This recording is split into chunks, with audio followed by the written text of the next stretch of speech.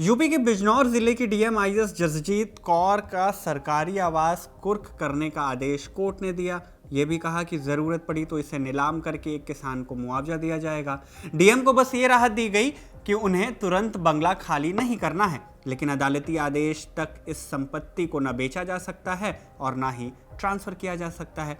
अब आपने अक्सर सुना होगा कि फलाना अपराधी फरार है, संपत्ति उसकी कुर्क हो गई, ठिकाने ने फ्रॉड किया तो उसकी भी संपत्ति अटैच कर ली गई। लेकिन क्या जिला मजिस्ट्रेट की गलती पर उनका भी घर कुर्क हो सकता है? एक लाइन में जवाब है हाँ, और ऐसा पहले भी हुआ है। बीते साल राजस्थान के सिरोही में कलेक्टर की सरकारी गाड़ी को ही कुर्क करने का आदेश दे दिया गया था।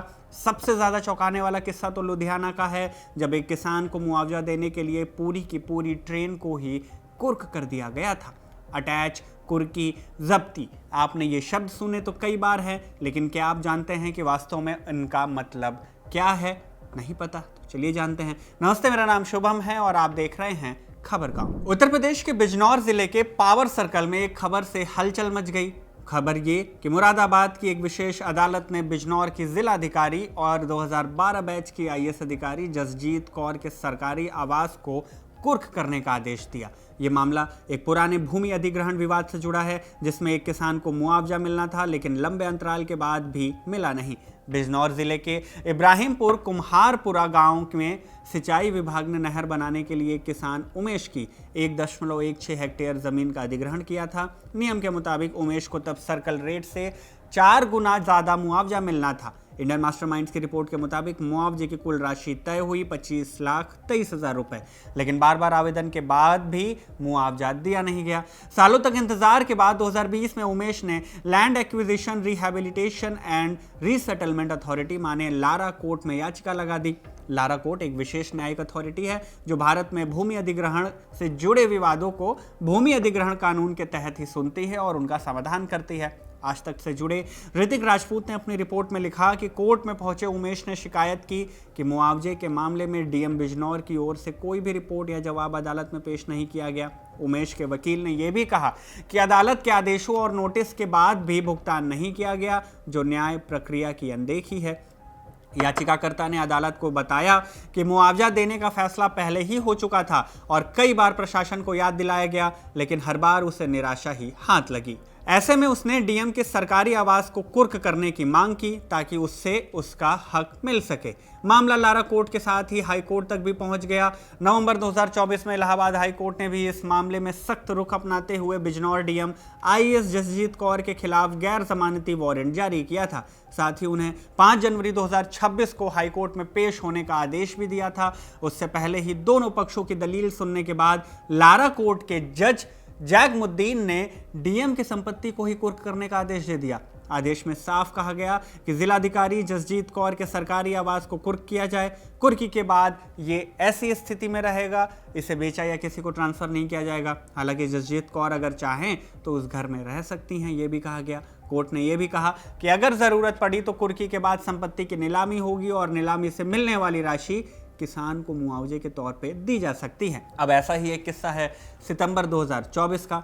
राजस्थान के सिरोही जिले में सोनू कंवर नाम के एक शख्स ने मुख्यमंत्री आवास योजना के तहत फ्लैट लेने के लिए पैसा जमा किया था, लेकिन काफी सालों के बाद भी उसे न फ्लैट मिला और ना ही पैसा। इसके बाद उसने राजस्थान सरकार के खिलाफ स्थायी लोक अदालत में मामले की शिकायत की।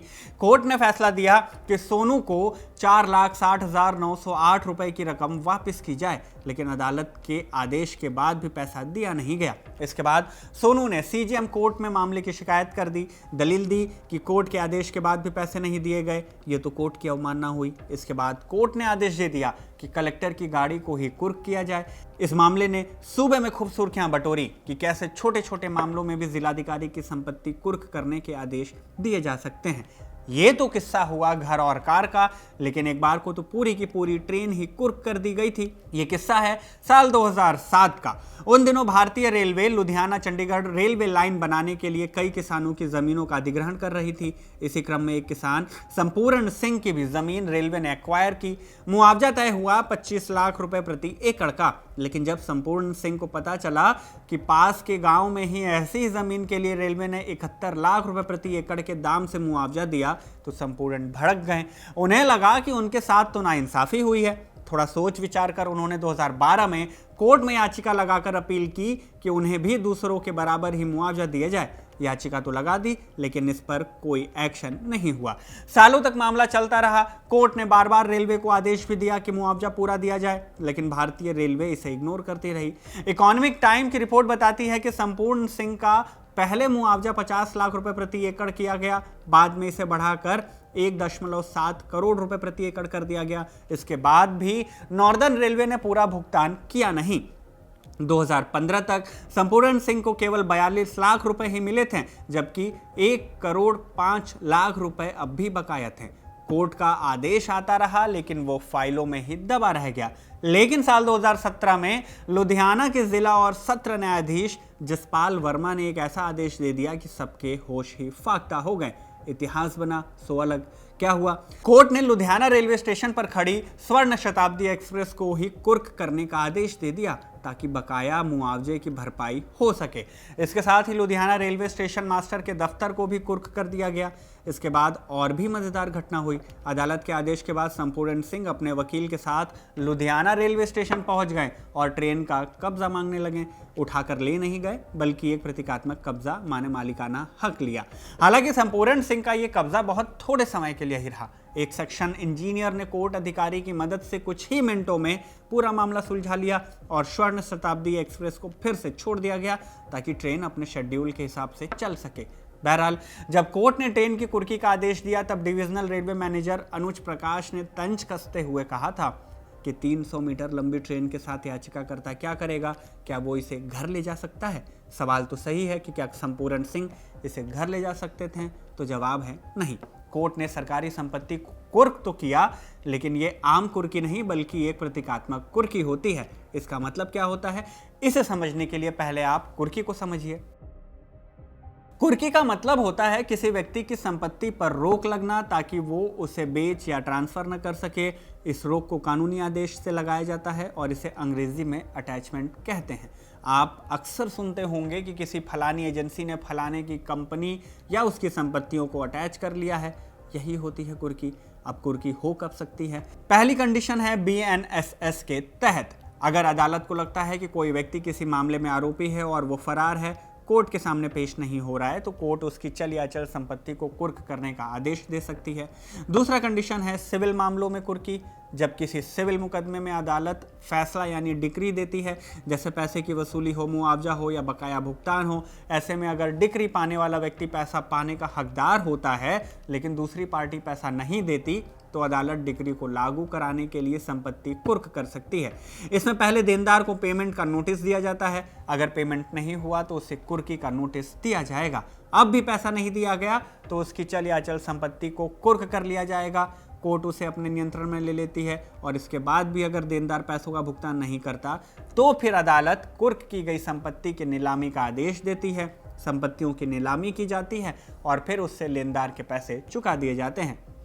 लेकिन जैसा कि हमने ऊपर के कुछ उदाहरणों में देखा, जहां सरकारी बंगला, गाड़ी या फिर ट्रेन जैसी कोई संपत्ति कुर्क की जाती है, वहां उनकी सिविल मामलों के जैसे नीलामी नहीं होती। ये सामान्य कुर्की से अलग होती है। यहां अदालत किसी अफसर को नहीं, बल्कि आदेश न मानने की स्थिति को सजा देती है, ताकि ये सुनिश्चित हो सके कि अदालत का आदेश कागज तक सीमित न रह जाए। आमतौर पर कुर्की में व्यक्ति की निजी संपत्ति जैसे घर, जमीन, गाड़ी या बैंक अकाउंट पर रोक लगाई जाती है। लेकिन जब मामला किसी सरकारी अधिकारी या सरकारी विभाग से जुड़ा होता है, तब स्थिति थोड़ी अलग दिखती है। हालांकि कानून की नज़र में वो अलग होती नहीं। ऐसे मामलों में अक्सर कोई निजी संपत्ति सामने नहीं होती, बल्कि पूरा विवाद सरकारी काम और सरकारी धन से जुड़ा होता है। ऐसे में अदालत के पास यही व्यवहारिक रास्ता बचता है कि वो सरकारी संपत्ति को ही कुर्क करने का आदेश दे, जैसे कलेक्टर की सरकारी गाड़ी, किसी विभाग का कार्यालय या रेलवे की ट्रेन। बाहर से देखने पर यह बहुत ही अतरंगा और असामान्य लगता है, लेकिन कानूनी रूप से ये भी वही सामान्य कुर्की है जो अदालत अपने आदेश लागू करने के लिए देती है। जब अदालत किसी ट्रेन, सरकारी गाड़ी या कार्यालय को कुर्क करती है, तो इसका यह मतलब कतई नहीं होता कि वो संपत्ति हमेशा के लिए छीन ली गई है या अफसर को अपराधी घोषित कर दिया गया। ये कुर्की आमतौर पर अस्थायी और प्रतीकात्मक होती है। इसका असली उद्देश्य ये मैसेज देना होता है कि अगर आदेश नहीं माना गया तो सरकारी कामकाज भी प्रभावित हो सकता है। इसी वजह से ऐसे मामलों में ट्रेन या गाड़ी कुछ ही मिनटों में या कुछ ही घंटों में कोर्ट की अनुमति से छोड़ दी जाती है ताकि आम जनता को नुकसान न हो। लेकिन प्रशासन पर दबाव साफ तौर पर बन जाता है। आम आदमी की संपत्ति कुर्क होती है तो मामला सीमित दायरे में रहता है, जबकि ट्रेन या कलेक्टर की गाड़ी की कुर्की पूरे सिस्टम को हिला देती है और तुरंत सुर्खियां बनती हैं। इसी दबाव के चलते अक्सर बकाया मुआवजा या फिर भुगतान जल्दी जारी होता है। कुल मिलाकर चाहे सामने कोई आदमी हो, कोई आईएएस अधिकारी हो या पूरा सरकारी विभाग हो, अदालत की नज़र में सब बराबर होते हैं। खैर, आप इस मामले में क्या सोचते हैं कमेंट करके हमें ज़रूर बताइएगा। इस वीडियो में बस इतना ही। इसे शूट किया हमारे साथी आनंद ने। मेरा नाम शुभम है और आप देखते रहिए खबर खां।